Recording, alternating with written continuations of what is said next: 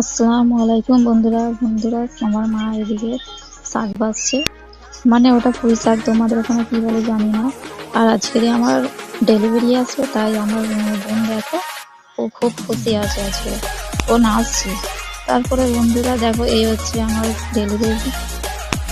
আর আমি খুলছিলাম আর ভাবছিলাম ভালো আসবে কি খারাপ আসবে, মানে আমি খুব এক্সাইটেড হয়ে আছি। কি বলতো, বেশি আশা করলে আশা নিরাশা হয়ে যায়।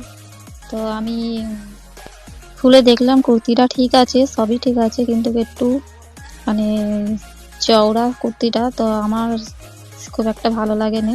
কিন্তু কুর্তিটা সত্যি খুব ভালো। আর পা প্যান্ট তো তোমরা দেখতেই পাচ্ছ বন্ধুরা। ভালো লাগলে লাইক কমেন্ট সাবস্ক্রাইব করে দেবে বন্ধুরা। এই ছিল আজকের ভিডিও।